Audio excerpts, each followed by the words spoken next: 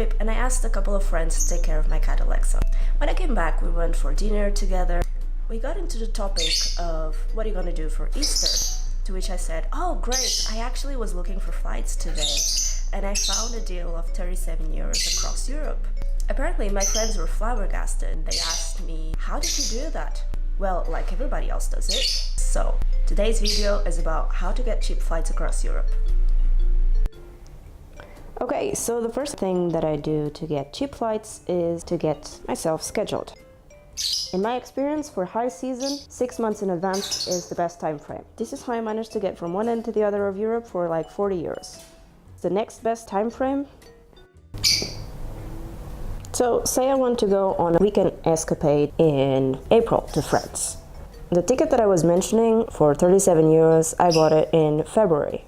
One other way for you to get cheap flights is to go from one day to the other, because these are the last seats on the plane, and sometimes they do good promotions of selling them at a low cost, so that people will find it compelling to just get the last tickets, the tickets that people haven't checked in for, and they want to make the rest of the money. But of course that can have the disadvantage that it's a bit more risky, because you never know when you'll have these tickets available or if the plane is already full. Kiwi is the first place where I go to screen for flights. A few years back it was rated the best search engine where you could get really good deals. It's no longer the best, but to screen for the first hand, it's my go-to search engine.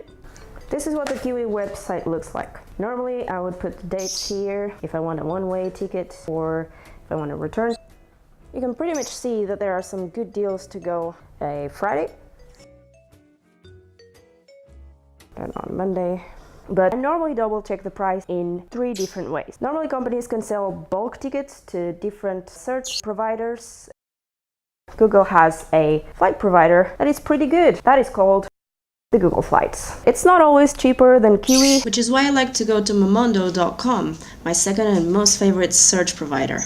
And the third way in which I would proof it would be to go to the company that is selling the cheapest ticket. Say that we have found this Kiwi flight was actually the cheapest and it was provided by EasyJet. My next step would be to go to easyjet.com and actually just look for Athens to Paris or the destination in France that I would like, and then show flights and see if the price is not cheaper. My next tip to get cheap flights would be to search your flights in an incognito window or a private window. You right click on Firefox and then you have the private window. What this does is that websites are not allowed to leave information on your computer called cookies that give them a signal that you are visiting them again if you are not buying the flights on the first time. So to summarize, how do you get cheap flights across Europe? Number 1, bear in mind the ideal window for a particular time flight. So 6 months if it is high season, 1.5 months for all the rest, or the day before, though more risky. The second thing to get cheap flights that you need to remember is always use an incognito window, also called private browser tab in other browsers. And last but not least, use different search engines. I like to use Kiwi for screening, and then double check with Google Flights, Momondo, and airline company. And this is how you get cheap flights without even blinking.